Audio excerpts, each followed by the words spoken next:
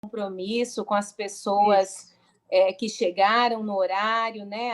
As nossas palestrantes voluntárias também têm compromissos pós essa live, então vamos honrar com isso, né? Então, eu quero dar boa noite a todos novamente. Para quem não me conhece, meu nome é Kelly Viana. Eu sou profissional da área de RH e sou membro da diretoria da ABRH. Eu cumprimento a todos em nome da diretoria da ABRH. Estou muito feliz com o aceite de duas profissionais renomadas, né, no potencial e desenvolvimento humano, que é a coach mentora palestrante nacional Elis Busanello, e a Master Coach mentora de executivos Lorena Lacerda. Nós estamos muito felizes com o aceite de vocês duas. As duas têm histórias lindíssimas de superação e como encarar os desafios da vida. Então, assim, vai ser bem emocionante essa live, ainda bem que a gente está gravando para poder aproveitar todo esse conteúdo. É importante informar vocês que a gente vai dividir essa live em 3 blocos, né? Então, o bloco onde as duas vão falar da descoberta, o bloco onde as duas vão falar sobre o tratamento e os desafios do tratamento, como elas encararam o tratamento, e o terceiro bloco, né, de como foi esse protagonismo e essa superação. O último bloco é o bloco onde elas falam das dicas, né, de como foi viver tudo isso, do que mudou na vida delas. Estão prontas? Podemos começar? Claro. Vamos lá? Vamos começar com a Lorena? A gente ouve um pouquinho da Lorena, como que foi a descoberta, e depois a gente ouve um pouquinho da Elis, como que foi a descoberta dela do câncer. Muito bem, então vamos lá. Bom, boa noite a todos. Mais uma vez, um prazer estar aqui com vocês. E esse mês, para mim, né, o mês de outubro é um mês muito especial, um mês em que eu dedico bastante tempo para compartilhar da minha história e influenciar, né? Eu acho que o objetivo maior é esse, influenciar pessoas para olharem para a sua vida e para a sua saúde de uma outra forma e saírem de outubro, quem sabe, com melhores escolhas para novembro e para a sua vida. E eu fui convidada, né, pelo destino, entre aspas, porque eu não acredito em destino, a olhar para a minha vida de uma outra forma em junho de 2018, quando eu descobri que estava com câncer. Eu, como talvez alguns daqui saibam, sempre vivi uma vida bastante agitada, com muitos compromissos profissionais, e apesar de eu achar que eu cuidava da saúde, hoje eu sei que eu não sabia o que era cuidar da saúde, né? Eu achava que eu cuidava da saúde, fazendo alguma atividade física, me alimentando de uma certa forma bem, não era tão ruim, mas eu achava que isso já era saúde. Eu jovem e não tinha preocupação com questões de câncer, nenhuma doença grave, porque isso não fazia parte do meu ambiente. Eu não vivia com casos na família de câncer, então eu simplesmente tocava a vida num nível insano de trabalho, num ritmo muito puxado mesmo, com muitas viagens, atendendo em todo o estado e fora também do estado, até fora do Brasil, sempre estudando muito, viajando muito para estudar, para trabalhar. E eu vinha nesse ritmo, tocando a empresa, com 2 filhas, com todos os meus papéis, até que um dia eu senti na minha axila que tinha um caroço na minha axila. Eu fazia acompanhamento de cistos, nódulos que eu tinha mamários já há muitos anos, eram benignos, mas eu acompanhava, cada 6 meses direitinho eu fazia meus exames. Eu tinha feito os exames em janeiro e eu senti um caroço em abril. Eu falei, nossa, mais um cisto que eu vou ter que ficar acompanhando. Ai, meu pai, de novo, agora que o médico ia falar para eu ir de 1 em 1 ano, vou ter que voltar de novo lá. E aí, na hora, eu falei com a minha assistente, falei, Laís, já marca para mim a consulta com o meu mastologista, será abril. Ela falou, não, Lorena, mas ainda não deu 6 meses. Da última vez que você foi com menos tempo, Beth. falou que não podia, lembra? Que tinha que ser de 6 em 6. Então tá, então vamos esperar um pouquinho, olha só. nem me passava pela cabeça. Imagina, tantos anos fazendo exames e acompanhando, e sempre tudo benigno, né? Tinha muitos nódulos nas mamas, tipo 3, 4 numa, 7 na outra, coisa assim, tudo benigno. E aí passou um mês, e eu assim, esse negócio tá me incomodando. Senti de novo, falei, não, Laís, marca, se o médico achar um problema dele, eu quero fazer logo esse exame, marca logo a ultrassom. Aí a médica tinha, para uma data que eu estaria viajando para trabalhar, a minha médica que me acompanhava há 5 anos, e eu ainda joguei mais para frente para esperar a médica poder me atender, porque eu não podia cancelar nada, porque afinal de contas minha saúde não era prioridade. A prioridade era o meu trabalho, né? E aí com isso eu fui fazer a minha ultrassonografia de mamas em junho, descobri em abril, hein? Final de abril. Então quase 2 meses depois é que eu fui fazer uma ultrassom. E aí, na hora que eu sentei na maca, deitei na maca, que a médica olhou com a ultrassom, ela falou, Lorena do céu, esse negócio não tá bom. Isso aqui tá muito feio. Eu vou fazer agora uma biópsia. Nossa senhora, eu quase tive um negócio, quase tive um infarto na mesma hora, porque, imagina, você tá ali, é uma descarga de adrenalina no seu corpo, uma coisa assim, sem noção. Eu achei que eu fosse desmaiar, aí eu rezei, né, na hora, eu sou espírita, e na hora eu me conectei com o meu mentor e pedi assim, por favor, me ajuda, porque eu vou desmaiar. E eu consegui me manter ali acordada, mas já começou meu coração a disparar. Ela falou, não, calma, vamos fazer aqui. Enfim. E aí ela colheu, isso era uma quarta-feira. Na sexta-feira a gente tinha um evento para 500 mulheres do agronegócio, que é o Elas no Campo, que a gente organiza todos os anos. E eu sabia que sexta-feira, 19 horas, eu ia sair do meu evento e ia direto para o consultório do médico. Na sexta-feira, às 7 da manhã, me ligaram do laboratório para dizer que já estava pronto o resultado. Eu passei o dia inteiro coordenando um evento para 400 mulheres. Imagina o que é aquilo. Eu à frente, coordenando, mas eu parecia que eu estava num outro planeta, né? Porque para controlar a mente numa hora dessa é muito difícil. E eu falei, não, eu preciso estar aqui por essas mulheres que nos honraram, que confiaram na gente para estar aqui hoje, eu preciso estar aqui para elas. E fiz o meu melhor, 19 horas, saí de lá com o meu marido e a minha irmã, que é médica, fomos direto para o consultório do médico. Nessa hora eu já sabia, porque o médico estava com o resultado 7 da manhã, se não fosse câncer, tinha me ligado, né? Mas assim, lá no fundinho eu ainda ficava assim, mas vai que ele não teve tempo, vai que ele esqueceu, sabe? Eu sempre procurava alimentar uma esperançazinha, nem que fosse mínima, de que não fosse câncer. E o oncologista que me deu o resultado é meu primo, ele é cirurgião oncológico aqui em Cuiabá. Você imagina você receber um resultado desse do seu primo, ele chorando. Você já fala, pronto, morri amanhã, né? E aí ele falou, Lorena, infelizmente é câncer mesmo e já está na axila. Você precisa correr, começar a semana que vem a quimioterapia. Então, assim foi o meu diagnóstico. Naquele momento, eu olhei para ele e falei, primo, estou morrendo de dó de você ter que dar uma notícia dessa para mim. Sinto muito por estar te fazendo passar por isso. E ele ficou assim, sem saber nem o que dizer. Eu falei, não, mas pode ficar tranquilo que eu vou me curar disso, eu não vou morrer, não. Claro, na hora que eu saí do consultório dele, abracei meu marido na rua, minha irmã, e choramos juntos, os 3 abraçados, e chorei durante pelo menos 15 dias, sem parar, todos os dias, todas as horas, de manhã, tarde, de noite. Mas não demorou nem um dia para eu falar, pronto, a partir de agora eu vou ter outra vida e vamos embora para esse processo. Então, Kelly, para ficar focada só no diagnóstico, né? Eu não sei quanto tempo eu tenho. Fantástico, fantástico. É isso. A gente vai ouvir a Elis. Tem uma história até parecida, né? Depois que ela descobriu, teve que também manter um compromisso profissional. E vai ser bem interessante ouvir aí essa descoberta. A gente vai indo para os próximos. Muito obrigada. Vamos lá, Elis. Muito bem. Boa noite a todos. Boa noite, Kelly. Boa noite, Lorena.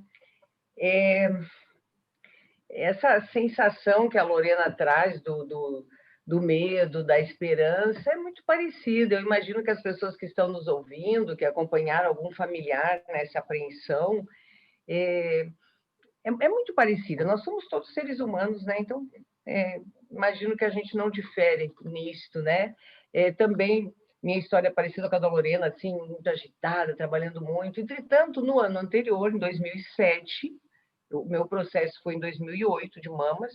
Em 2007, eu fiz uma mudança profissional fazer. Eu era uma executiva muito bem-sucedida, numa empresa de renome, eu tinha um nome legal também no mercado, mas eu tinha um estresse muito alto. Eu falei, deu essa parte, agora eu vou ser autônoma, vou dar os meus treinamentos, vou fazer coaching, vou assumir essa parte e tal. Se eu faço tão bem para a empresa dos outros, eu vou fazer para a minha. E aquilo me alegrou muito. Quer dizer, ao mesmo tempo que foi conflituoso fazer a mudança, foi bom, eu queria. E aí o que aconteceu é que, exatamente um mês depois de eu pedir demissão e que eu estava assim, curtindo a minha nova vida de instrutora de treinamento, eu dei um treinamento em Jaraguá do Sul, que é uma das cidades mais prósperas de Santa Catarina, e na saída do treinamento, eu e a minha filha, que tinha me acompanhado, fomos abordadas por 2 assaltantes que nos sequestraram. Assim, mira de arma, você vê sua filha de 22 anos ameaçada, meia-noite, chovendo, aí desovam você num barranco, te jogam assim para baixo e tal. Então, aquilo, embora a gente tenha sido resgatada na mesma noite, tenha dado tudo certo, eu acredito que emocionalmente aquilo deixou um trauma, algo marcante em mim. No ano seguinte, isso foi em setembro, final de setembro. No ano seguinte, eu creio que ali por março, abril, maio, eu comecei a me sentir emocionalmente frágil, assim, um cansaço. E eu estava acompanhando uma questão de saúde do meu filho, que estava me preocupando um pouco. Meu filho, nessa época, tinha 14, 15 anos, eu acho. E eu tinha adotado uma menina, tenho 2 filhos biológicos, eu tinha adotado uma menina apenas 3. E esse processo da adoção ainda era bastante recente, ela chegou com 4 aninhos, então a gente ainda passava por adaptação, ela levava a menina na terapia, era um pouquinho complexo. E eu lembro que um velho carocinho da minha mama esquerda, que tinha aparecido em 2004, que assim como a Lorena eu acompanhava, começou a incomodar assim no braço, ele era do lado, assim, não era na axila, era do lado. E quando ele apareceu em 2004, por que eu estou contando com esses detalhes? Porque meu pai estava doente em 2004, e eu lembro que eu fui na médica, ela disse, Elisa, a gente vai ter que acompanhar isso aqui de perto. Eu falei, primeiro meu pai, depois vai chegar a minha vez. Então, gente, eu também já estou aproveitando para dar essa recomendação. Não tem nada que primeiro um, primeiro o outro, tá? É primeiro você, tá? Porque senão não vai dar tempo de você, mesmo que seja uma questão do seu filho. Primeiro foi meu pai, depois a questão do sequestro, que me abalou emocionalmente, e principalmente por ver a minha filha sob a mira de arma. Depois, primeiro meu filho, e eu me adiei, né? Mais ou menos com a Lorena, eu me adiei um pouco. Aí, quando chegou agosto, eu comecei a correr com os exames, até porque o meu plano de saúde não estava confirmando uns exames, aí você fica tentando confirmar numa cidade, noutra, até que, parecido com o caso da Lorena, disse, não estou gostando nada do que eu estou encontrando, disse a mastologista, né? Aí você corre com os exames, exatamente da mesma maneira. Eu contei para aquele outro dia, a expressão que eu uso é que me deu um blackout, assim, que caiu uma cortina e de repente eu não fazia mais parte daquele universo das pessoas saudáveis, como eu me achava até ali, né? Então, quando você chega à conclusão que você não faz mais parte daquele universo de pessoas saudáveis, é estranho demais, é assustador demais, né? Eu olhava as pessoas na rua com cabelo, e olha que cabelão lindo tem a Lorena, e eu também sempre tive um cabelo preto, né? Porque eu sou uma pessoa morena, hoje que ele está clarinho. Mas, então eu olhava as pessoas com cabelão e eu pensava, isso não me pertence mais.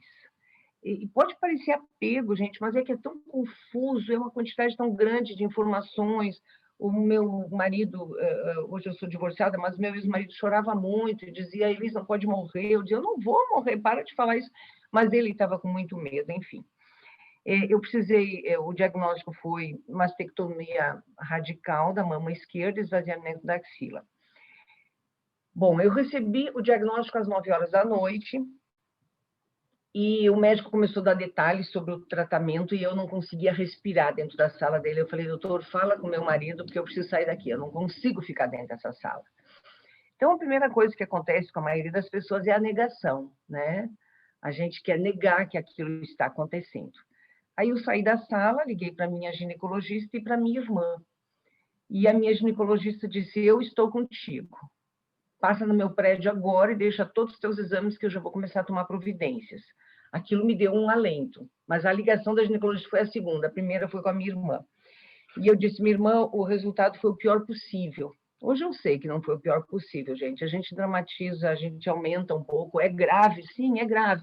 Mas não é o pior possível. O pior possível é morrer de ataque cardíaco, de um acidente, e você não ter tempo de se tratar, né?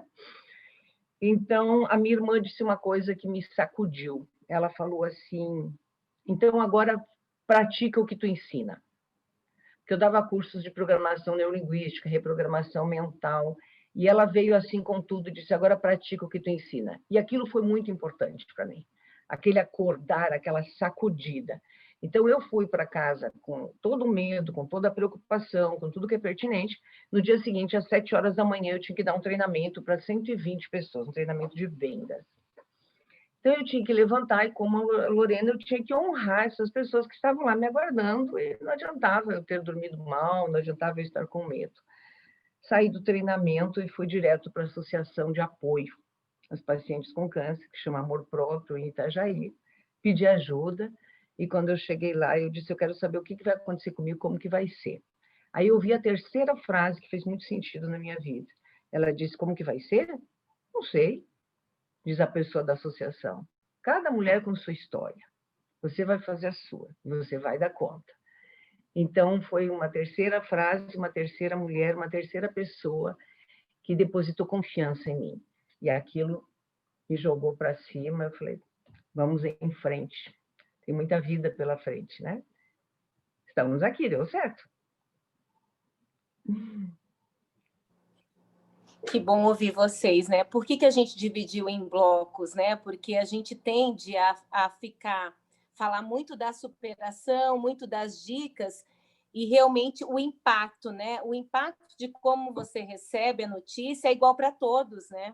É um impacto porque nós somos humanos, né? Então não tem como receber uma notícia dessa e não dar um baque. Então não importa se você faz programação neurolinguística, na hora você é só um ser humano que está sendo impactado por uma notícia e que depois você organiza as ideias, né? Como a Lorena passou 15 dias chorando, mas nenhum dia da vida dela ela achou que ela ia desistir. Então, agora a gente passa para a fase do tratamento. Eu queria que vocês falassem como foi o desafio do tratamento, se nesse bloco vocês quiserem falar também como vocês foram acolhidos pelos amigos, pelos familiares, como foi tocar a vida normal e o tratamento, né? Vamos falar um pouquinho dessa fase que não deve ter sido fácil também. Vamos lá, Lorena? Vamos. Elis, que história sua, hein? Nossa Senhora, difícil. Eu já fui assaltada aqui em Cuiabá, eu morava em São Paulo, aí eu cheguei em Cuiabá de férias, e aí eu estava na casa da minha mãe, com a minha mala, na hora do almoço entraram 4 bandidos armados na casa dela, e nos renderam e levaram tudo, levaram minha mala, com tudo, minha aliança de casamento, de noivado, tudo. Tinha acabado de chegar em Cuiabá, e eu com as crianças todas chorando, desesperadas, eu era a única adulta na casa. Aquilo ali, vou falar para você, é um baque emocional que é difícil mesmo. Eu demorei para lidar com aquele trauma, fui fazer MDR e pronto, limpei e hoje eu estou ótima. Bom, tem uma coisa que a Elis falou que para mim faz muito sentido, mas é só para quem passou por isso que vai fazer sentido. A gente olhar para as pessoas e a gente não sentir parte daquele mundo. Eu olhava, porque, gente, eu sempre fui uma pessoa extremamente conectada com tudo, né? Penso em energia, entusiasmo, vontade de fazer tudo na vida, eu. E, de repente, você é privada de muita coisa, né? Pelo tratamento em si. Então, eu olhava as pessoas e eu pensava assim, gente, um dia eu já tive essa vida que essa pessoa está tendo. Um dia eu não me preocupei com o que eu estava comendo, igual ela não está preocupada. Um dia eu me preocupo. Sabe, você olha e você fala assim, será que essa pessoa um dia também vai ter que ser convidada a repensar o que ela está comendo, o que ela está bebendo, o que ela está fazendo com a vida dela, igual eu estou, sabe? Eu ficava assim, até meio... Era muito estranho isso, mas porque realmente a gente realmente vai para uma outra vida. Não tem como. Durante o tratamento do câncer, é claro que ele varia de mulher para mulher. Tem mulheres que descobrem o câncer muito no início, por isso que eu falo sempre, pelo amor de Deus, toque, porque a mulher que descobre o câncer muito no início, quando ele ainda tem lá seu 1 centímetrozinho, é uma cirurgia, geralmente a cirurgia é curativa, toma imunoterapia, claro, depende muito do tipo do câncer de mama, Mas todos os cânceres, né? Se você descobre no início, não só a sua chance de cura vai lá para as alturas, como o tratamento é muito menos doloroso, sofrido para o nosso corpo. E eu descobri um câncer, imagina, eu tinha 4 meses que eu tinha feito mamografia e ultrassom e eu estava com um caroço na minha axila. Vejam a agressividade do câncer que eu tive. Eu tive o câncer. Aí eu fui pesquisar. Bom, então agora deixa eu ver como é que eu vou lidar com esse câncer. Deixa eu pesquisar no Google que câncer é esse. Aí na primeira digitada que eu botei no Google lá, apareceu assim: conheça o tipo de câncer mais agressivo que existe. Aí eu falei, câncer de mama, desculpa. Falei, meu pai, fecha o computador, não quero mais ler nada. Né? Porque eu tive um tipo chamado triplo negativo, que é um tipo de câncer de mama que não é hormônio dependente, e ele dá muito em mulheres jovens, ele é o que dá mais metástase, é o que mais mata, enfim. E por poucos meses de diferença, você já está com metástase no corpo inteiro. Então, graças a Deus, mesmo com essa diada que eu dei aí, eu ainda descobri cedo, quando eu não tinha nenhuma célula, nenhum outro órgão do meu corpo comprometido, né? As 2 moças que fizeram quimioterapia comigo, as 2 também tinham triplo negativo, uma de 32, uma de 49, as 2 faleceram em questão de meses depois do término. Então, assim, o tratamento em si, ele é muito restritivo, né? O cabelo, a gente perde o cabelo. Eu não perdi o cabelo, Elis, porque eu usei a touca, que congela a cabeça. Eu não perdi todo, mas eu perdi quase todo. Ele ficou completamente falho, ele ficou muito ralo, porque eu fiz uma quimioterapia muito forte. Eu fazia a vermelha em intervalos de 14 dias, quando o normal são 21. Então, por conta disso, o médico falou: olha, nem com a touca eu não sei se o seu cabelo vai ficar, Lorena. Mas você quer tentar? Eu falei, opa, bora. Né? Porque realmente, para mim, era uma questão de me sentir melhor, de olhar e ver meu cabelo. Então, é muito difícil passar a mão assim e ver o cabelo caindo, né? Essas coisas que mostram na novela, aquele drama de rapaz, isso é verdade, isso não é drama, porque é uma sensação muito ruim. E o medo da morte, ele faz muita, vamos dizer assim, ele faz muito impacto na forma como a gente vê a vida. Isso, para mim, foi a maior bênção que o câncer me trouxe. Foi o quanto eu hoje enxergo de uma outra forma, por conta do medo que deu. Agora, eu tive um apoio espetacular da minha família, do meu esposo, das minhas filhas, dos meus pais. E eu sinto realmente muito pelas mulheres que não têm apoio, porque isso faz assim toda a diferença. As pessoas, elas chegam e falam assim: não, tenha fé, vai ficar tudo bem, né? Deus é pai, Deus é maior, você merece. Eu falo assim, aí eu pensava assim: mas todo mundo merece. Deus é pai de todo mundo igual. Por que tem gente que morre de câncer, né? Então, assim, você administrar a sua mente nessas horas e ter bom senso para entender que a pessoa quer ser empática com você, mas que ela está fazendo o melhor que ela pode. Tinha gente que chegava e falava assim: não, o cabelo cresce, larga a mão esse negócio de preocupar com o cabelo. Quer dizer, é muito fácil falar quando não é com o seu cabelo que está caindo, né? Então, assim, eu pedi para os meus amigos, para meus familiares, para não falarem isso. Falei: não falem isso para mim. Eu sei que a intenção de vocês é positiva, mas eu prefiro que vocês não falem. Porque eu dou valor no meu cabelo e eu estou chateada de estar perdendo meu cabelo. Então, não falem. Não falem que cabelo cresce, que dá para me preocupar. E eu realmente fiz ali, naquele momento do meu tratamento, então foram 5 meses de quimioterapia, que eu fiz primeiro a quimioterapia, depois eu fiz a mastectomia bilateral e fiz esvaziamento axilar do lado esquerdo, né? E depois fiz mais radioterapia, 30 sessões, depois fiz mais 6 meses de quimioterapia oral. Então foi 1 ano e 1 mês, mais ou menos, de tratamento, em que eu, pelo menos, vivi uma outra vida. Então, eu tenho uma vida antes do câncer, eu tenho uma vida durante o tratamento e tenho uma vida depois do tratamento. Eu divido a minha vida em 3 fases. Porque essa fase do tratamento é uma fase que realmente a nossa cabeça fica oscilando, né? Uma hora você vai para cá, uma hora você vai para cá, uma hora você pensa que você quer A, depois você quer B. Pelo menos eu fiz desse momento um momento de olhar para dentro e realmente repensar a minha vida. Mas, sem sombra de dúvida, o fato de eu ter tido o apoio dos meus familiares e da minha própria equipe, porque assim, eu tive diagnóstico na sexta-feira, na segunda-feira eu reuni minha equipe inteira na empresa, chamei os meus gerentes, chamei meus colaboradores, falei: gente, eu estou com câncer, né? Imagina, o povo quase teve um trem também já, porque eu sempre à frente da empresa, muito, muito, muito cheia de energia, né, fazendo a gestão da empresa, eu tenho certeza que eles pensaram, pronto, agora acabou, a empresa vai para os beleléus, né, com a Lorena doente. Mas eu falei, olha, eu no primeiro mês eu não vou trabalhar, aí eu montei um comitê gestor, chamei os meus gestores, meu esposo na época estava com consultoria na área financeira, eu falei para ele, pedi para ele vir para dentro do Grupo Valor, para ele fazer a gestão no meu lugar da equipe, juntei os meus gestores, dei autonomia para eles decidirem juntos. O que vocês decidirem juntos está decidido.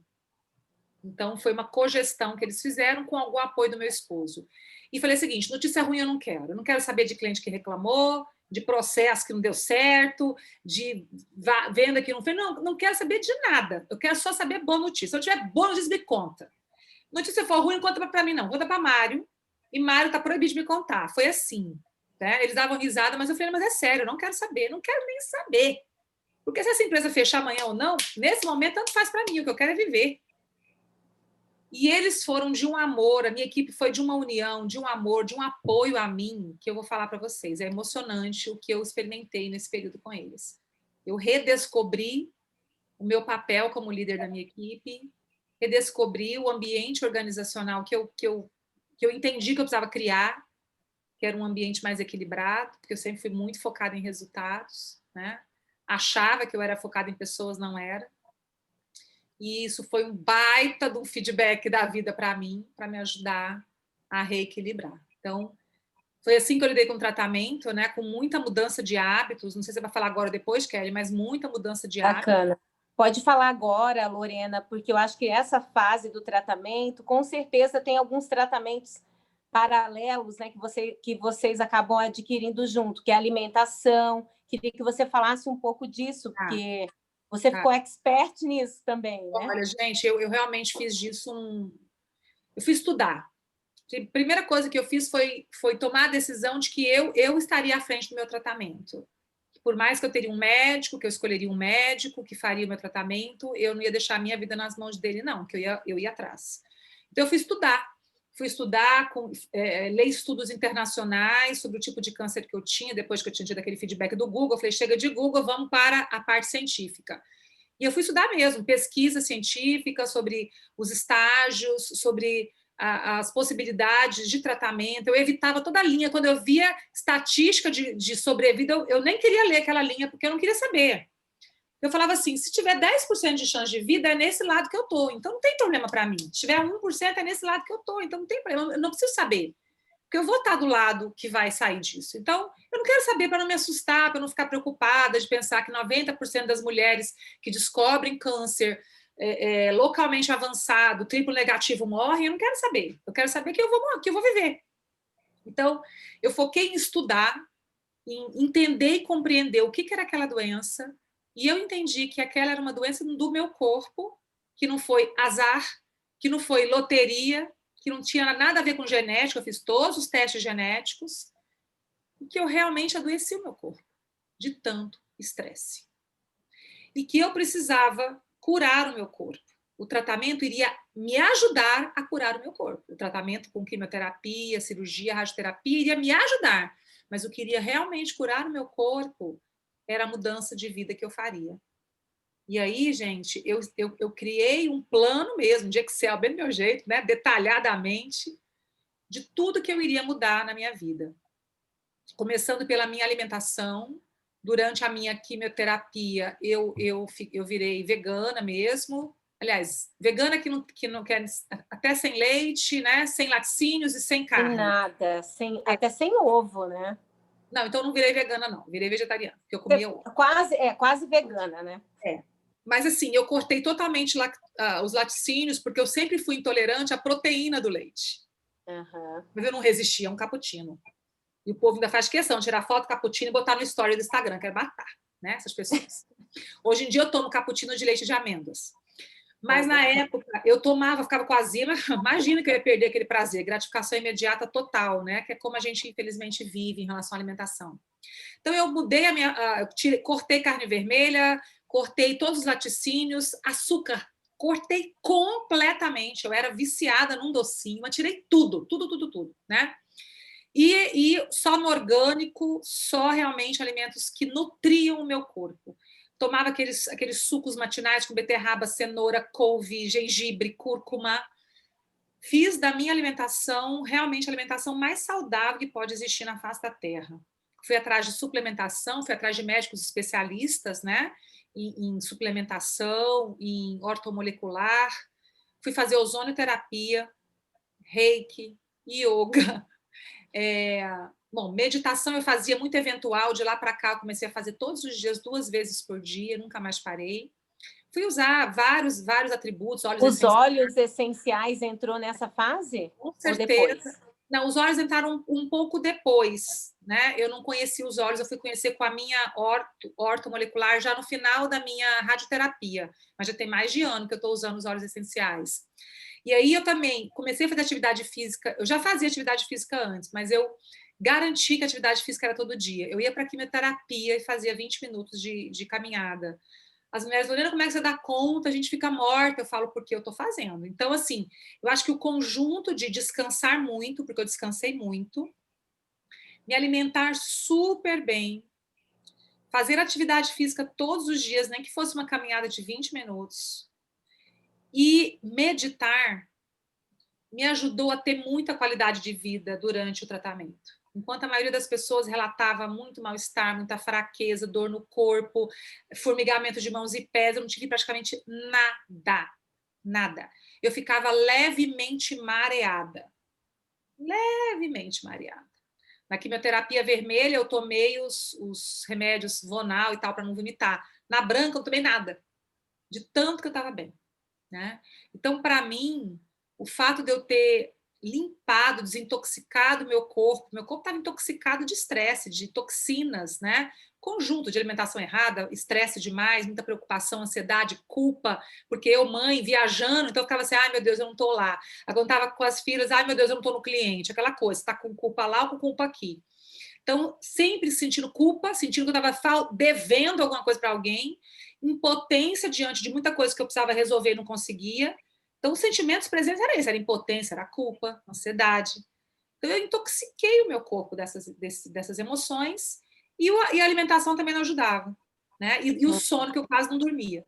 Então, com tudo isso que eu fiz, todos esses pilares que eu mantenho até hoje, eu consegui passar pelo tratamento super bem. Todos os médicos falaram, Lorena, impressionante, nota 10, seus exames estão maravilhosos. Eu não precisei nunca adiar nenhuma quimioterapia, mesmo ela sendo feita na dose mais elevada que tinha. Nenhum dia sequer eu precisei adiar nada. Tudo correu super bem no tratamento. A cirurgia foi uma cirurgia super grande, de 8 horas e meia. E o médico falou, impressionante, você não teve nenhuma intercorrência durante a sua cirurgia. Minha radioterapia, minha pele parecia que não tinha nada, gente. Parecia um bronzeadinho muito leve de praia, aquela coisa bem sutil, não tinha nada. Então, eu devo muito à ozonoterapia, que eu acho que é milagrosa. Para mim, a ozonoterapia é um milagre. Infelizmente, a gente não tem acesso, e tem muita gente ignorante em relação à ozonoterapia, mas eu usei durante todo o meu tratamento, e eu sei que aquilo ali cura a gente realmente, viu, gente? Ajuda demais em todo esse processo. Então, foi tudo isso aí que eu montei. Ai, falei demais, desculpe. Bacana. Não, fantástico. E eu lembro, né, porque eu te acompanhei pelas redes, Lorena, só fazendo aqui um parênteses, e você teve uma atitude que foi bem inspiradora durante o seu tratamento, e uma das partes que me marcou bem foi quando você fez um vídeo, Viver e não ter a vergonha de ser feliz. E aí seus amigos também fizeram vídeos. Aquilo ali foi emocionante, né? Ver a sua atitude, ver você contagiar as pessoas como você contagiou numa fase bem pesada da sua vida. Então, muito obrigada por compartilhar aí a fase do tratamento. A Elis também tem uma história de tratamento muito interessante. Ela teve que tomar algumas decisões muito importantes. Depois você vai contar com certeza da bateria 10, né, Elis? Vou contar. Vamos lá. Muito bem. A primeira coisa que eu acho relevante a gente comentar é um ponto que a Lorena também já disse, é a autorresponsabilidade. Ninguém vai fazer o tratamento por você. Ninguém. Por mais apoio que você tenha, e eu também fui bastante apoiada, quando eu estava no... a minha médica recomendou que eu fizesse cirurgia pela gravidade, pelas circunstâncias, que eu fizesse em Porto Alegre, na PUC, que é uma referência e tal. Meu plano não cobria, eu não tinha recurso para fazer em Porto Alegre. Eu recebi uma ligação do patrão do meu ex-marido, que disse: Elis, você é uma mandona, você tem mania de mandar em todo mundo, você tem mania de controlar a vida das pessoas, e agora chegou a vez de você obedecer. E eu ganhei de presente o tratamento em Porto Alegre, e eu conto isso com muita... honrando quem me presenteou, o patrão do meu ex-marido, e a banda O Rapa, aquela banda que muita gente julga, porque aquela música muito doida, porque o Falcão com aquelas dread, porque não sei o quê. Pois é, foi o Falcão e os outros 3 que pagaram o meu tratamento. Amo o Falcão, vou amar mais ainda. Eu amo o Falcão, o Xandão, o Xandão Menezes, o Laurinho e o Marcelo Lobato. E aí, o que acontece? Quando eu fui a Porto Alegre consultar, eu estava naquela fase ainda de muita angústia, assim, e minha prima, que me conduziu lá em Porto Alegre, colocou o carro no estacionamento do Shopping Moinhos de Ventos, que fica ao lado do Hospital Moinhos de Ventos, que era um dos lugares que eu ia fazer uma consulta. E eu estava ali naquela apreensão, esperando abrir o elevador para a gente ir lá para o hospital, e abre o elevador e sai uma criancinha em tratamento de câncer, um menino de uns 5 aninhos, carequinha, com os cabelinhos ressecados, como ele fica, um restinho de cabelo assim ressecado, e essa criança sai correndo do elevador, feliz da vida, dizendo: vem, vovó, vem, vovó. E uma senhora, né, como eu sou hoje, né, uma vovó, atrás dele, tentando acompanhar aquele menino cheio de vida. Quando eu vi aquela criança feliz, eu pensei: foi Deus que botou esse menino aí. Elis, levante essa cabeça, vai dar tudo certo. Eu já estava encorajada, mas ainda assim eu me sentia... Eu tinha que tomar a decisão, que tipo de cirurgia eu faria. Se eu faria prótese imediata, se eu não faria prótese imediata, se eu colocaria expansor, não colocaria expansor. Tinha um monte de decisões para tomar, e deixar meus filhos em Balneário Camboriú e fazer cirurgia em Porto Alegre, ficar na casa da minha prima para me tratar. Não é assim, você fica na casa de uma outra pessoa, enfim. Então, uma das coisas que eu fiz no meu tratamento, como o tempo agora é de falar sobre tratamento, foi aceitar ajuda. Então, eu aceitei todas as ajudas possíveis. A minha diarista disse assim: a senhora... Eu também, na época, frequentava o centro espírita, minha mãe, católica, fervorosa. A minha irmã, que é espírita, eu disse para ela: Cássia, eu quero que você me acompanhe na cirurgia e durante todo o tempo você fique em oração, porque eu confio nas tuas orações. Você só pare de fazer oração quando o médico disser que deu tudo certo na minha cirurgia. Então, confiei, assim, nas orações da minha irmã. A minha mãe encomendou todas as novenas possíveis com as senhoras da Igreja Católica. A minha diarista disse assim: Dona Elis, a senhora não vai fazer cirurgia sem passar pela mão do meu pastor. E eu falei: quando? Hoje. Vamos falar com esse pastor hoje. E eu fui na igreja evangélica, que eu não tinha hábito de ir, e eu recebi uma bênção de um pastor e de um grupo, umas 4, 5 pessoas, muito intensa, muito forte, falando que Jesus tinha curado esta mulher. Aquilo me deu um poder, me deu uma coragem interna, me deu uma energia tão positiva. Eu voltei a ser a Elisa, assim, aquela que encara as coisas. Então, por que eu estou contando isso? Porque eu sou uma pessoa eclética na música, eu sou uma pessoa eclética nas minhas leituras, sou uma pessoa eclética na minha casa, na minha forma de vestir, e também em relação à fé.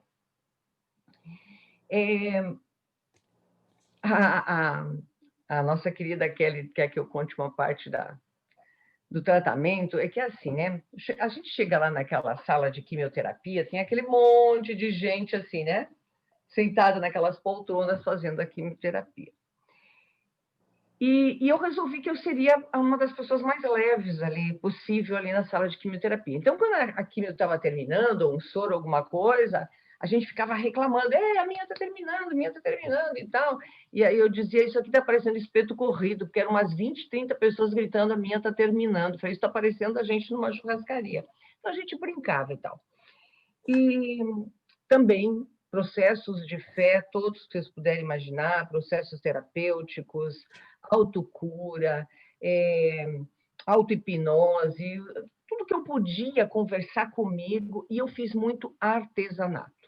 Gente, eu pintei tênis All-Star branco, foi até para a Suíça comprar o meu tênis. Fui para Caxias do Sul, para a Suíça, para Porto Alegre. Acho que eu pedi uns 50, 70 pares de tênis All-Star. Fiz horta, coisas que eu não acreditava que eu era capaz de fazer, horta, jardim, tudo, tudo. Se vocês puderem imaginar, pintei quadro, fiz bijuteria. E fui dando aquelas coisas, e aí os tênis já vendia, porque o All-Star é caro, né? Então eu já vendi o All-Star e tal, e aquilo me ocupou. Tive alguns contratempos assim de probleminhas de saúde, optei por não fazer radioterapia, foi uma decisão minha. Ao contrário da Lorena, na minha família, no mínimo 20 primas já tiveram, no mínimo, né? O meu não confirmou HER, não confirmou hormonal, aquela coisa toda, mas eu tenho um histórico familiar muito complicado. Então, eu tomei uma decisão, que eu seria um divisor de águas entre a minha história e a das minhas primas, para encorajar as mulheres mais jovens, as mulheres, ou qualquer mulher que pudesse, né, ter medo de ficar com câncer, ou que precisasse de um tratamento de câncer. Então, se elas soubessem que a Elis deu certo, elas iam ficar encorajadas, porque só numa família de 5 primas, 3 faleceram. Essa tia querida está viva até hoje, com quase 90 anos, ela perdeu 3 filhas com câncer de mamas e depois outras coisas. Então, eu precisava assim, me encorajar e vencer e fazer de tudo. Então, eu trabalhei muito a minha mente. Então, a recomendação que eu faço, trabalhe sempre a sua mente. Elisa, é só em caso de câncer que a gente trabalha a mente? Não. A mente tem que ser domada todos os dias, porque parece que tem cavalo selvagem na sua mente, dizendo para você, meu filho não chegou ainda, pode ser que aconteceu uma coisa com meu filho, meu marido não me telefonou, será que ele está me traindo? O meu patrão me chamou para conversar, será que ele vai me demitir? Todo o tempo nós estamos criando coisas na nossa mente, e quando a gente está doente, ainda mais. Então, eu dizia, tem cavalos selvagens trotando na minha mente. É claro que eu dei as minhas escapadinhas para chorar. Às vezes, um dia, uma das minhas irmãs me procurou, não conseguiu falar comigo no celular, aí pediu para minha filha, cadê a Elis? Aí eu não respondi na hora, eu falei, estou dando uma caminhada aqui na volta de casa, assim, me deixa um pouco sozinha, estou precisando de um tempo. Então, precisei administrar essas coisas, que todo mundo fica em cima de você, quer que você fique bem, né, e tal. Bom, a minha história com a escola de samba é o seguinte, eu decidi que a quimioterapia era a coisa mais extraordinária que eu estava ganhando de presente naquele período. E que eu viveria plenamente cada segundo, tudo que eu pudesse viver. E eu tenho certeza que a Lorena vai confirmar. Quando a gente sente o sol na nossa pele, ele tem um valor quando a gente abre a janela da nossa casa depois de um diagnóstico, que você sente a brisa, que você sente o calor. A gente não reclama mais nem de calor, nem de frio. O pessoal, está fazendo 40 graus, eu digo, legal. Está fazendo 8, eu falei, legal, tá tudo certo, sabe? Porque a gente ganha, assim, um vínculo, né? Uma conexão maior com a vida, assim, com as coisas que para a gente, pelo menos, ganham importância. Então, eu ia para a quimioterapia, recebendo aquela quimioterapia, assim, com muita alegria. Eu imaginava que as minhas células todas que recebiam a quimioterapia, porque a gente ouve falar que a quimioterapia também afeta as células boas, e por isso muitas pessoas ficam frágeis e podem ter outras, baixa imunidade, ter outros problemas. Então, eu imaginava que as minhas artérias eram o sambódromo. A quimioterapia era uma escola de samba nota 10, extraordinária. E as minhas células todas do meu corpo eram aquele público maravilhoso que vai no sambódromo, lá na Sapucaí, e que recebe aquela escola de samba, assim, torcendo e vibrando com aquelas fantasias maravilhosas, com aquelas alas, com aqueles carros alegóricos, com toda aquela beleza. Então, quando a quimio começava a entrar a vermelhinha famosa, que é considerada forte, eu dizia... Quimioterapia, nota 10. Artérias, notas 10. E o pessoal ria, né? Ali na sala de quimioterapia. Então, foi a forma que... Mas, para mim, esse assunto era muito sério. Gente, eu realmente imaginava as minhas artérias recebendo aquela cura absoluta e merecedora que eu estava fazendo. Então, acho que essa coisa de domar essa maquininha pensante aqui é que nos ajuda a dar essa virada de jogo, ganhar coragem, até porque as nossas vidas seguem com os outros papéis, como disse a Lorena, o papel de esposa, o papel de profissional, o papel de mãe e todos os outros. Fantástico, Elis. E conta para gente se você mudou também com relação à alimentação, né, exercícios. Eu não mudei definitivamente, tá? Eu fiquei 6 meses sem comer carne. Eu tinha vontade de comer carne. Eu sou gaúcha, né, gente? A gente é criado a churrasco, né? A gente comia bife até no café da manhã lá na minha casa. Então, eu fiquei sem carne e as minhas irmãs traziam para mim carne selvagem, carne de pasto, né? Então, porque eu tinha vontade. Mas eu mudei muito. Esses sucos todos que a Lorena falou, eu fiz tratamento com argila. Gente, eu me cobria de argila.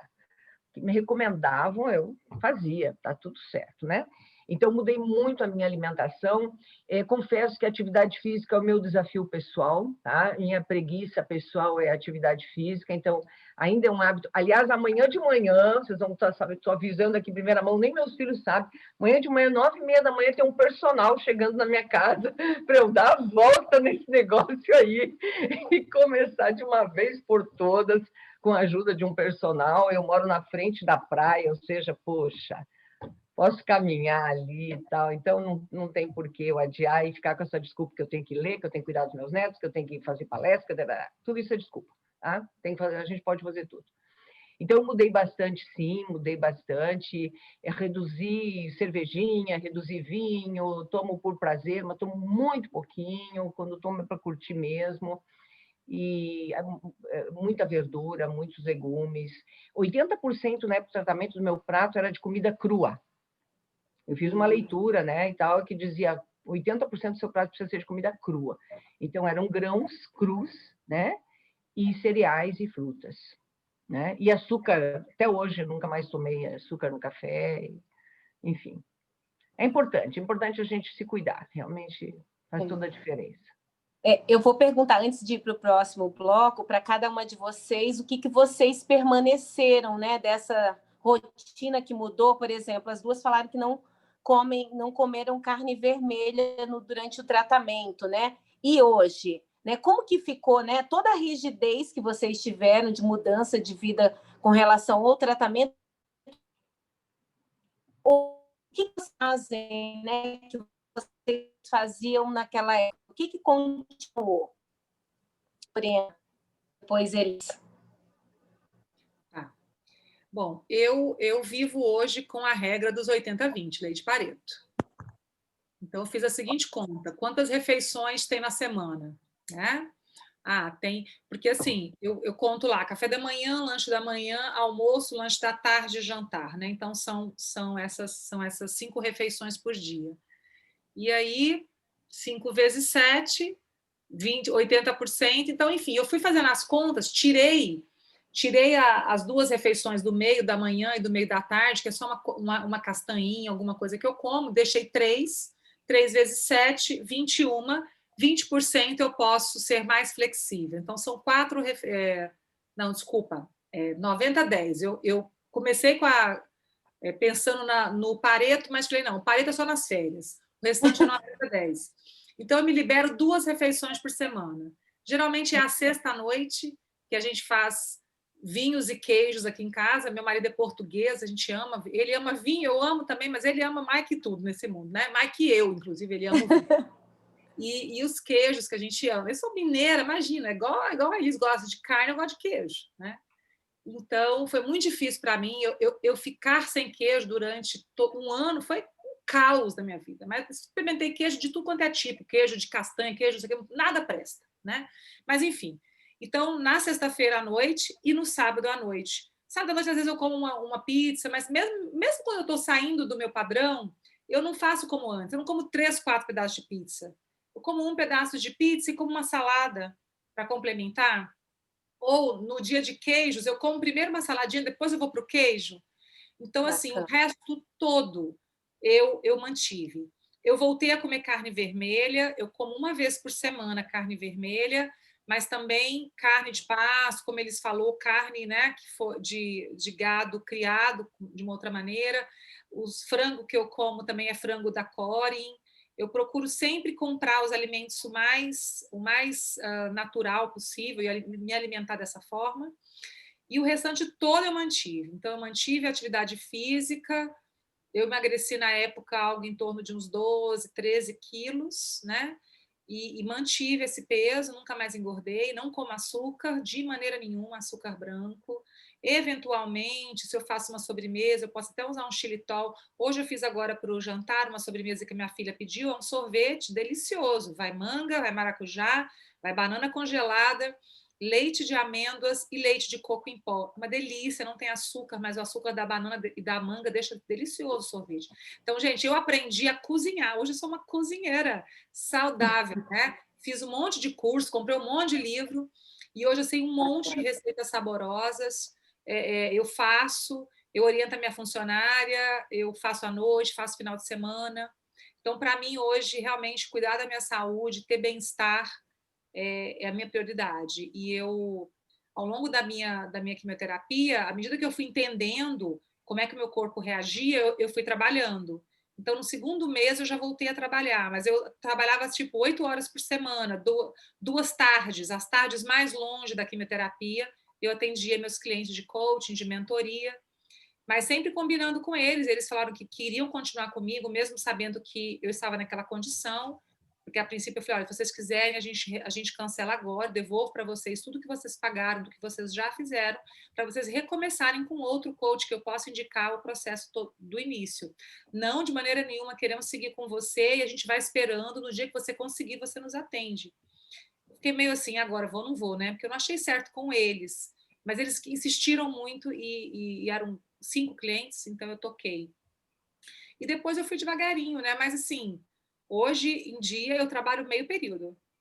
O mundo pode estar acabando, o cliente pode falar, pelo amor de Deus, eu preciso de você nessa reunião de manhã. Eu falo, sinto muito, não posso. De manhã eu cuido da minha saúde, é só à tarde. Se quiser, eu estou disponível à tarde, né? Então, isso aí já para o próximo bloco, quero falar um pouco disso no próximo.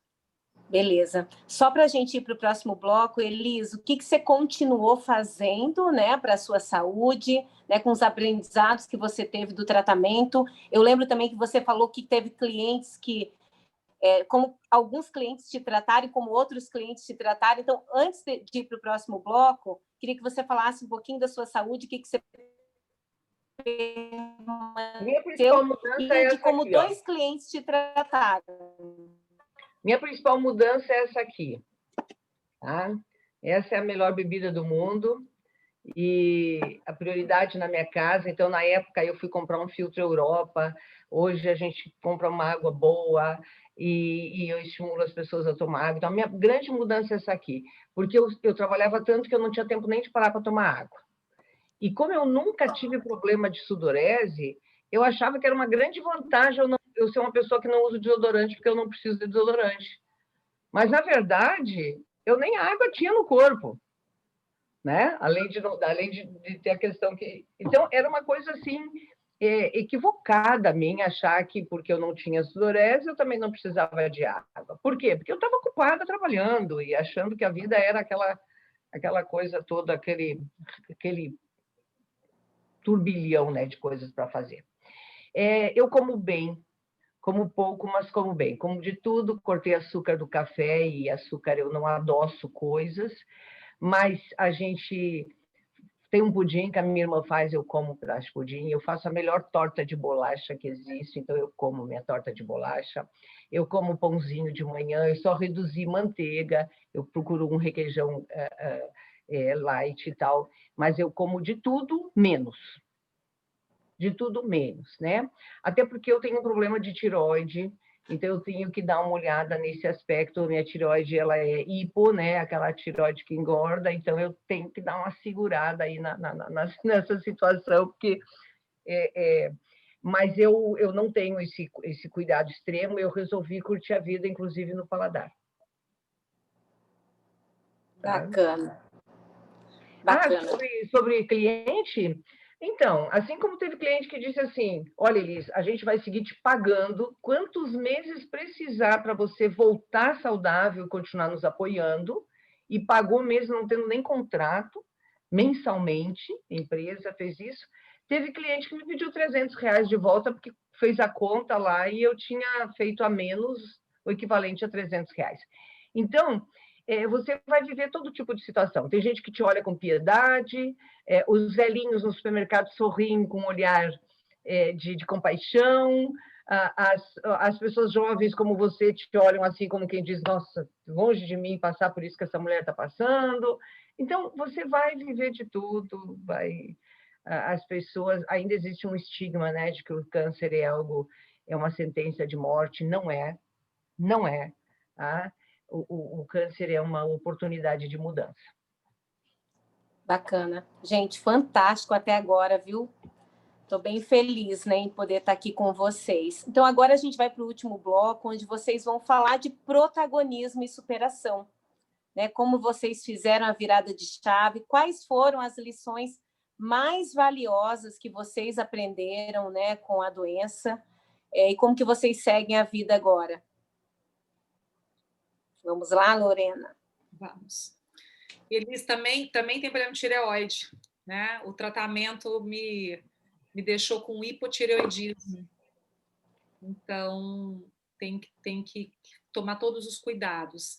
Eu realmente acho que, no meu caso, a mudança de alimentação foi fundamental, porque eu sempre tive intolerância a alguns alimentos. Então, não é só uma questão de, não vou comer porque eu sei que não me faz bem, no sentido de longo prazo, né? Daquilo que a gente não enxerga. Mas eu como e já me sinto mal daqui a 5 minutos. Então, eu tenho uma intolerância a glúten, eu tenho uma intolerância a leite de vaca. Não adianta. Se eu comer, é saber que daqui a 5 minutos eu estou com azia. Então, eu aprendi a pensar nisso. Eu tenho vontade de comer, mas eu falo assim, peraí, eu sei que eu vou comer e que isso não vai me fazer bem, porque em 5 minutos eu vou estar com azia. Por que eu vou comer? Não vou comer, vou comer outra coisa. Então, eu fui ficando tranquila em relação a isso. Hoje eu não sofro mais. Entende? Antigamente era um desespero. Quando eu chegava numa festa, eu queria ser a primeira a servir, gente, aquela pessoa que fica esperando o pessoal falar assim, tá liberado o jantar, sabe? Assim, vai correndo. Eu era a primeira da fila. Um desespero para comer as coisas, comer doce. Né? E hoje, eu entendo que a alimentação ela é um dos maiores prazeres que a gente tem, sem sombra de dúvida, mas ela também é uma fonte de nutrição. Então, a gente tem que olhar para a alimentação com esses dois olhares, né? Como fonte de prazer, mas também como fonte de nutrição. E eu acho que o que a Elis falou é o correto, é equilibrar. Então, procurar alimentar de uma forma equilibrada, com coisas que te fazem bem, se dando ao direito de usufruir daquilo que você gosta muito, mas sem exagerar. É o que eu sempre recomendo para as pessoas, né? Agora, para quem teve uma doença muito grave ou quem tem doenças autoimunes, como é o caso, né? No meu caso, aí da tireoide e tudo mais, a alimentação faz muita diferença. Então, eu sinto a diferença no meu bem-estar, dependendo do que eu como. Uhum. Quando a Elis começou a falar sobre os pensamentos, eu lembrei de uma frase de Buda, Elis, que eu acho que você sabe qual é, que diz que os nossos pensamentos, a nossa mente, podem ser mais perigosos do que cobras venenosas e assassinos vingadores. Eu ouvi eu li essa citação, né, num livro de budismo um dia, falei, meu Deus, olha só. E é isso mesmo. Então, eu aprendi, e eu acho que nem todas as pessoas olham para as coisas diante da dor como a gente olhou, Elis. Uma vez eu estava nos Estados Unidos com a minha professora de coaching do Hudson, lá na Califórnia, onde eu estudei, Pamela Macklin. Eu sentei com a Pam e falei, Pam, eu estou chateada comigo mesma. Isso faz uns 2 anos, né? Logo depois do... Não, uns 2 anos. Ela falou, por quê? Você está passando por tudo isso, né? Nem 2 anos, 1 ano e meio. Eu falei assim, porque eu precisei passar por um câncer para fazer a mudança de vida que eu já sabia que eu tinha que fazer há tanto tempo. Estou me sentindo na síndrome do impostor. Quem sou eu para ensinar alguém alguma coisa, né? E ela disse assim, Lorena, a maioria das pessoas nem na dor faz mudança. Nem na dor. Né? Então, fique feliz com o que você conquistou. Então, foi muito importante eu ouvir aquilo, porque eu vejo é engraçado, porque eu olhava para minha família e falava assim, pronto, agora todo mundo está vendo o que eu estou passando, ninguém quer passar pelo que eu estou passando, então todo mundo vai fazer mudança de vida, porque eles não querem passar por isso. Que nada! O povo continua pedindo Coca-Cola no final de semana. Aí eu falo, aqui em casa está proibido entrar Coca-Cola. Ai, gente, tem festa na Lorena, o que nós vamos beber? Porque não pode levar Coca-Cola, sabe? Nesse nível, né? Quer dizer, então, essa coisa da mudança, de abrir mão dos prazeres imediatos, é algo muito difícil. E eu, assim, o principal aprendizado para mim do processo foi estar ok com a vida como ela é. Estar simplesmente aceitar, resignada mesmo, uma resignação saudável. Não é uma resignação do tipo, não posso fazer nada a respeito, não é isso. É resignar de entender que cada pessoa tem o seu tempo, que as pessoas só vão mudar se elas quiserem, que eu posso fazer o máximo que eu puder fazer pelas pessoas, que isso não significa que elas vão fazer uso disso para o bem delas, porque eu sempre cultivava uma expectativa muito irreal, né, de que as pessoas iriam aprender e transformar e que o que eu fizesse por elas seria útil naquilo que elas precisavam. Mas quem sou eu para dizer o que cada um precisa, né? Então, acho que foi uma grande lição de humildade para mim, de entender aquilo que a gente controla. Isso também é um ponto para mim que foi muito importante. Sempre tive esse perfil muito controlador.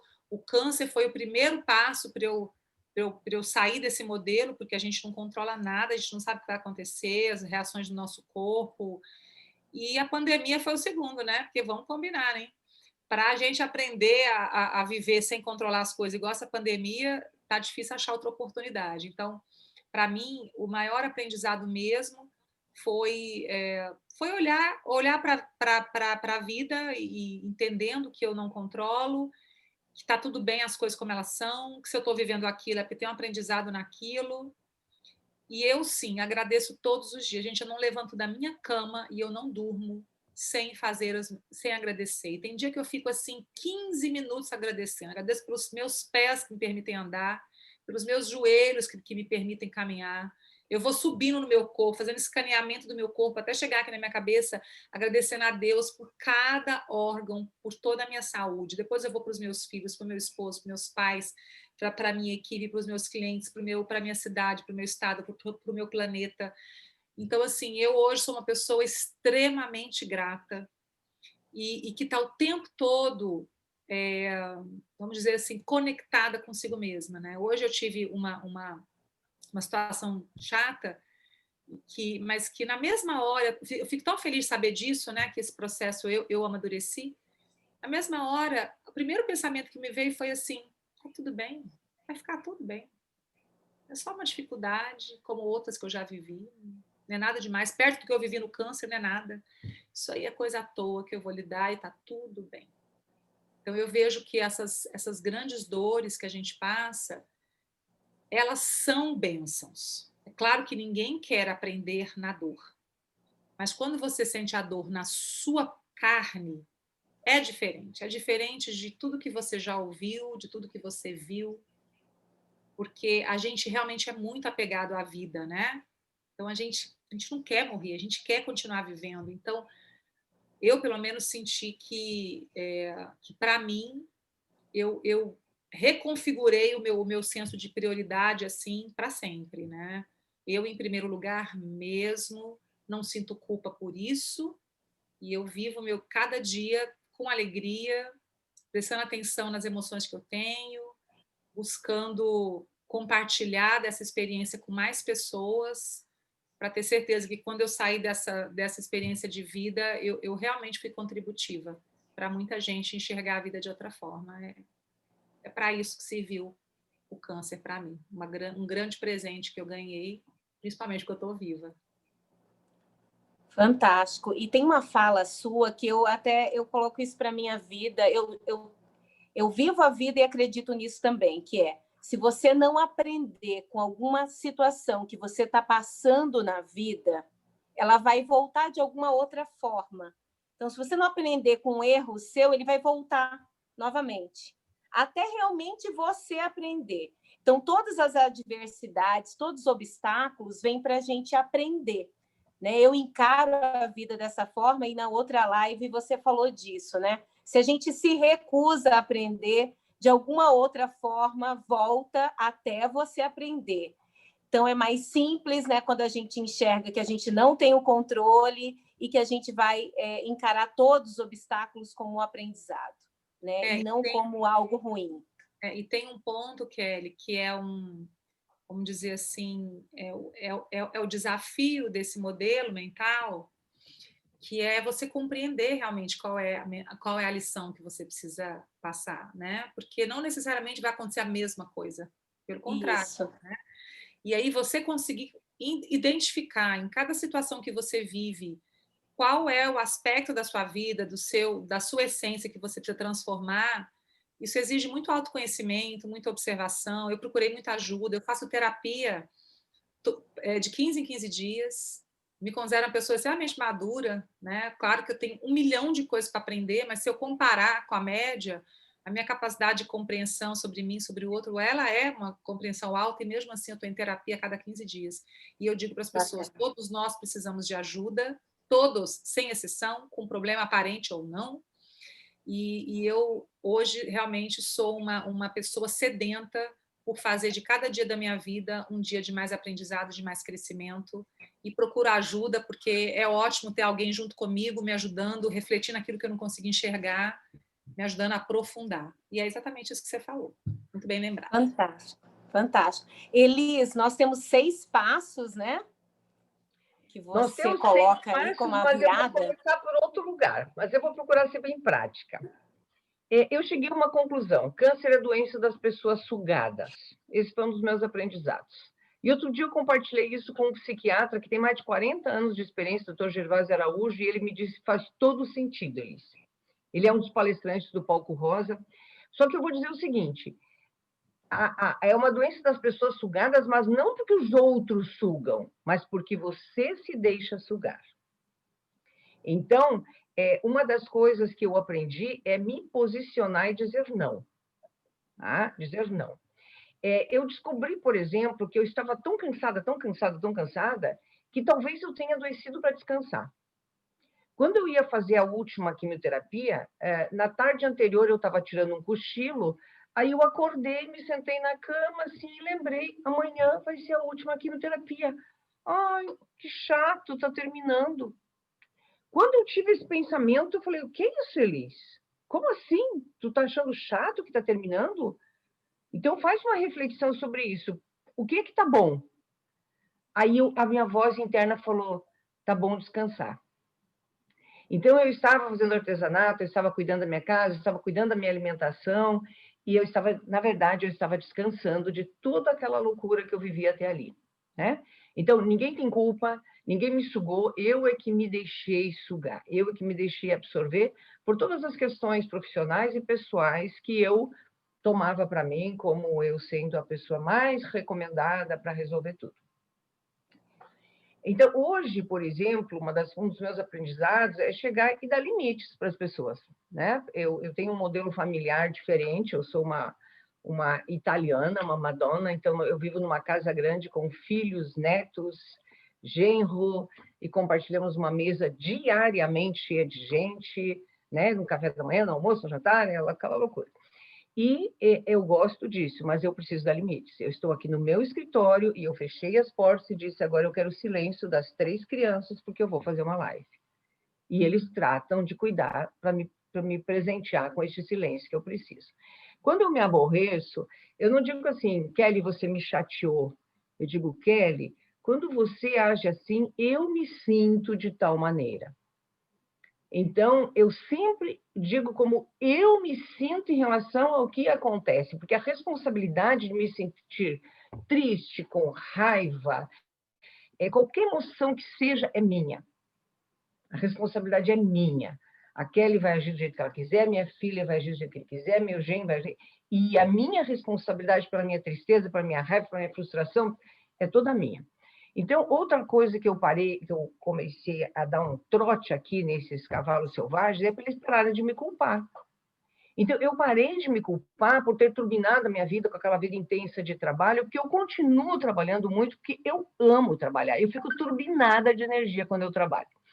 Eu tive umas crises de tireoide descompensada, então tive muita dormência nos braços, nas pernas, nas 2 últimas semanas, e foi muito engraçado. Todo domingo à noite eu fiz o palco rosa, com aquela loucura de gente aqui, essa sala cheia de equipamentos e tal. E aí o menino que cuida, que cuida dos vídeos e tal, ele chegava aqui, como é que você está, Elise? Eu falei, eu estou bem, mas espera começar que eu vou ficar turbinada. A minha energia sobe. Eu começo a trabalhar, a minha energia fica altíssima. Então, é o meu jeito de funcionar. Então, eu parei de me culpar por ser essa pessoa que ama trabalhar e que amo viver junto com a minha família e ter um atendimento de coaching às 1h30 e correr lá e ajudar a finalizar um almoço e correr para lavar a louça depois, ou às vezes deixar a louça na pia, fazer o atendimento de coaching e lavar a louça. Eu parei de me culpar por ter essa vida. Eu resolvi curtir essa vida, porque se eu escolhi ser assim, ou você muda como a Lorena mudou, e aí você muda mesmo, ou você faz a sua opção de ficar nessa vida, mas para de se autocriticar, de se culpar e de culpar os outros, principalmente, tá? Então, outra determinação que eu fiz comigo mesma é que todo dia eu tenho que aprender alguma coisa. Então, todo dia eu aprendo alguma coisa. Então, todo dia eu faço alguma coisa um pouco diferente. Eu criei a regra do 1%. Então, 1% melhor todos os dias. Aí eu saio para tomar banho, o meu banho vai ser 1% melhor. Eu vou mastigar comida, eu mastigo 1% melhor. Eu vou fazer um atendimento de coaching, ele é 1% melhor. É claro que às vezes eu consigo fazer mais do que 1%, mas se eu trabalhar 1% ao dia, ao final de um mês, eu serei 30% melhor. Se eu ler com mais concentração 1%, ao final de um ano, eu vou ser 365% mais concentrada. Então, eu recomendo todo mundo a viver a teoria do 1% em qualquer coisa que vai fazer. Aí a gente vai fazer com mais leveza, porque quando a gente tem que emagrecer 10 quilos, é muito 10 quilos. Mas quando a gente precisa emagrecer 100 gramas, é 1%.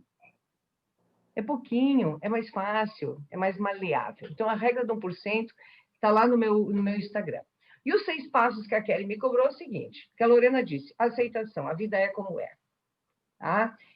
Não tem nada de porque comigo. Claro, porque comigo? Porque você está viva, porque você é humana, porque com você, acabou. Pega e assume e faz. Outra coisa que eu já falei é aceitar colaboração. É dizer, eu não sei fazer, me ajude a fazer. Né? Eu não sei cozinhar, me ajude com a comida. Minha amiga disse, eu posso te levar uma sopinha? Pode. Eu posso? Pode fazer o que você quiser, tá tudo certo, né? Outra coisa é confiar. Né? Eu fiz escolha de não fazer rádio, confiei que a minha escolha era correta. Eu escolhi o doutor Juliano para me tratar, eu confiei no protocolo do doutor Juliano. Né? Então, tudo que eu escolhia, eu confiava inteiramente naquela escolha. E um grande aprendizado foi confiar na minha observação do meu corpo. Hoje eu sei o que está acontecendo comigo. Então, por exemplo, hoje à tarde eu fiz uma extravagância alimentar. Eu avisei ao meio-dia que eu ia fazer, aquela sobremesa que tem lá, eu quero comer um pouco hoje à tarde. Então, deixe um pedacinho para mim. E aí deu uma pequena acidez. Eu já me dei conta dessa acidez, já dobrei a quantidade de água para logo limpar e tirar esse açúcar do meu corpo. Então, eu estou muito atenta. Uma coisa que eu decidi, Kelly, que eu não te contei aquele dia, eu criei a frase, ou eu mudo aqui ou eu mudo daqui. Então, a mudança pode ser uma mudança de hábitos, mas pode ser uma mudança do seu maior hábito, que é pensamentos restritivos, pensamentos de culpa, pensamentos de reclamação. Tá? Então, confiar foi a terceira grande mudança. A outra mudança foi mudar mudando. E não querer a mudança e não querer mudar sem fazer a mudança. Então, assim, você diz que você quer mudar, então você tem que ser parte desta mudança. E a minha grande mudança continua sendo aqui. Elise, tu já está legalzona? Claro que não. Eu ainda tenho minhas recaídas, eu ainda tenho meus aborrecimentos, eu ainda me lembro que eu tenho que fazer esses exames de controle chatos que me botam nesse paredão, que me dá uma angústia. Sou humana. Mas é claro, vamos lá, vamos fazer coisas positivas. Meu corpo é um plano perfeito de Deus, me conecto com essa crença, tá? Outro ponto 5, então, é a minha disponibilidade. Eu estou disponível para a vida.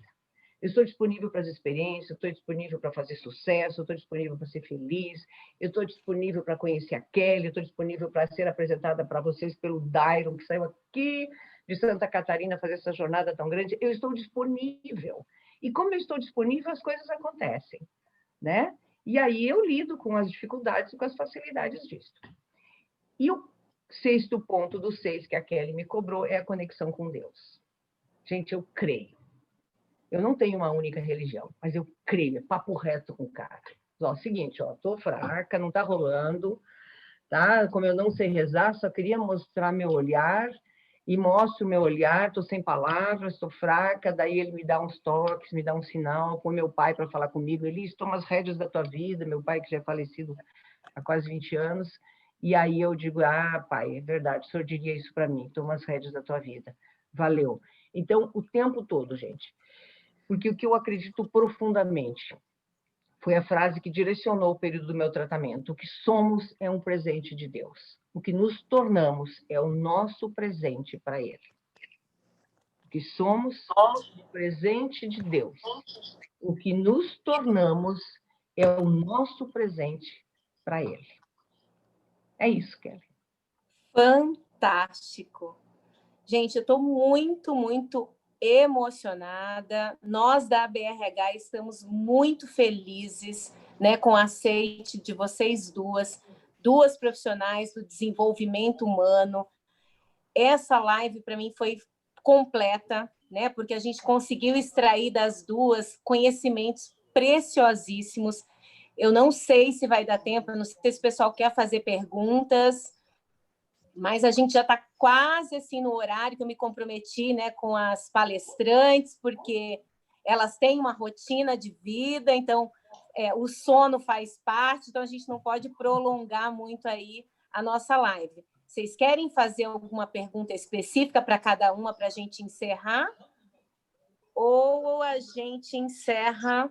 Eu só queria falar um pouquinho sobre a BRH antes de encerrar. Querem fazer perguntas? Oi? Antes de encerrar, eu queria fazer uma fala também, tá? Mas pode tocar as perguntas aí. Até agora no chat não tem perguntas, tá? Se você quiser falar, pode falar, Tá. Jean. Tá. Eu quero falar da... Espera aí só um pouquinho, Jean. Não tem perguntas, mas tem um monte de parabéns para vocês lá no chat. Tem um monte de parabéns. Olha, fantástico. Vocês duas foram fantásticas. Vai, Jean. Eu quero falar da minha alegria, da minha gratidão de estar aqui com vocês duas hoje. Eu tenho participado de muitas lives, muitas coisas técnicas, mas hoje aqui falou-se de vida, falou-se de amor, falou-se de coração, se falou de se reinventar. Se eu não errei na conta, tá cheio de mulher nessa live hoje, e eu, o Vando e o Diego somos os únicos 3 singelos representantes da classe masculina.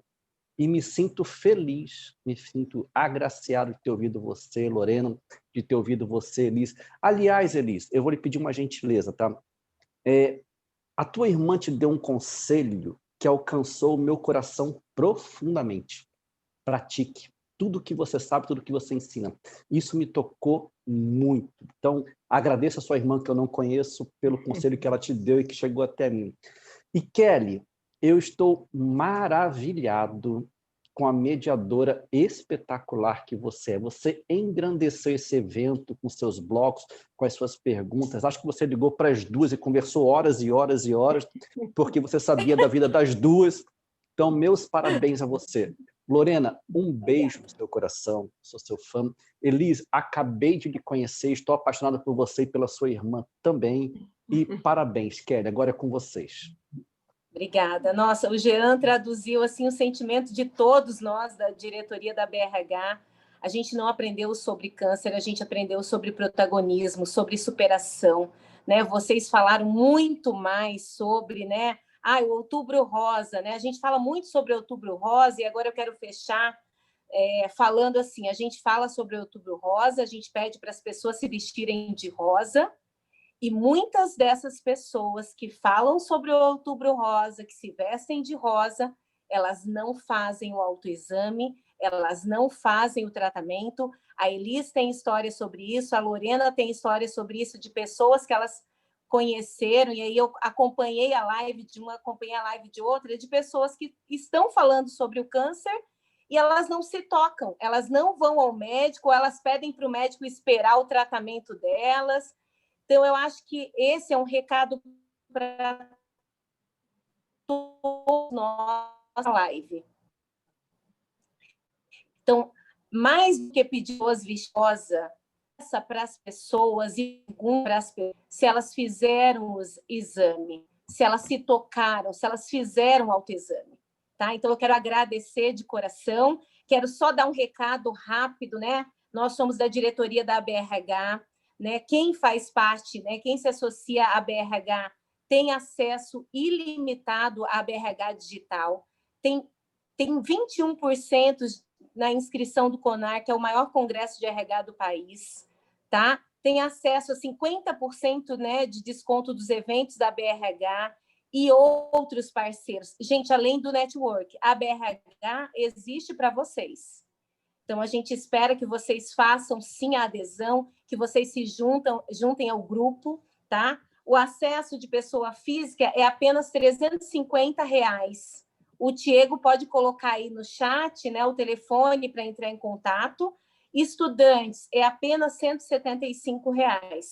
E aí, para a empresa, tem pela quantidade de colaboradores, tá? De 0 a 50, 440 e assim vai. Tá? Então, a gente quer convidar todos, né, que estão nessa live e que ainda não fazem parte da BRH para se associarem à BRH Mato Grosso e fortalecer o nosso estado. Muito obrigada mais uma vez, tá? Você, a Lorena e a Elis. Muito prazer, Elis. Igualmente, Kelly, obrigada a você. Deixar 3 palavrinhas para vocês. Fé, amor e alegria curam. Na verdade, é 4, mas as 3 da receita é fé, amor e alegria. Curam. Qualquer coisa. O Jean disse, que é um dos únicos homens que estão aqui, já a questão não é sobre câncer de mama, mas a questão é sobre as questões complexas que surgem nas nossas vidas e que a gente vai lidar com elas com fé, amor e alegria e se transformando neste presente divino. Dá tudo certo. Fantástico. Gratidão, Elis. Gratidão a vocês pela oportunidade. Aí eu tenho uma pergunta. Quando vocês vão me levar para conhecer Cuiabá? Boa pergunta. Em breve, em breve. Eu vou te falar que não vai demorar, viu, Elis? Tá bom, querida. Vou te falar obrigada. que não vai demorar. Obrigada. Beijo, beijo. Beijo, Lorena. Beijos a todos. Fiquem com Deus. Viu? Muito agradecimento. Elis, um prazer conhecê-la. Adorei ouvir sua história. Parabéns. Está aí na sua praia, que eu adoro uma praia. Venha. Ele da Rosana. Né? Kelly, parabéns por sua condução. Faço das palavras do Jean as minhas. Gostei demais da forma como você conduziu. Achei que foi muito legal, né? Muito interativo. E a todos que decidiram estar aqui, eu acho que é legal compartilhar essa live com outras pessoas, porque realmente não é sobre câncer, é sobre saúde. E saúde é físico, é mental, é emocional, né? Isso é uma vida de saúde integral, que eu chamo. Então, é isso que nós estamos criando aqui, um movimento para a saúde integral. E felicidade é a base dessa saúde integral, né? A gente está feliz. E eu fiquei muito feliz aqui nesse momento com vocês, foi um prazer. Obrigada, fiquem todos com Deus. Um beijo enorme. Tchau, tchau. Gente, Beijos a todos. Obrigada, Lorena. Obrigada. Foram ótimas as palavras das duas palestrantes. Parabéns à BRH por essa oportunidade, viu? Obrigado por fazer parte desse grupo tão seleto aqui no estado de Mato Grosso. Um beijo a todos, hein? Beijo. Beijo. Tchau, gratidão. gente. Gratidão, Kelly. Beijo. Tchau, beijo. Tchau, Vai gente. tirar foto? Quem vai tirar? A Paty? Cadê a Paty? O Diego, né? Posso tirar? Eu tirei foto durante, mas se Então fala precisar- todo mundo sorrindo, então. Vamos lá. Fala já, Paty. Querem abrir a câmera? Todos, né? É bom todos abrirem a câmera.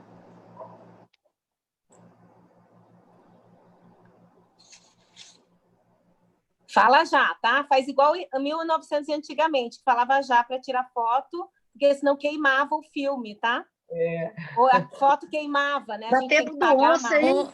Tempo do onça, hein, Kelly? Pois é, eu sou dessa época. Vamos lá, gente. Sorriam, sorriam. X, já. Foi. Então tá bom, gente. Boa noite, viu, para vocês. Boa noite, Até gente. mais. Obrigada. Tchau, tchau. Tchau.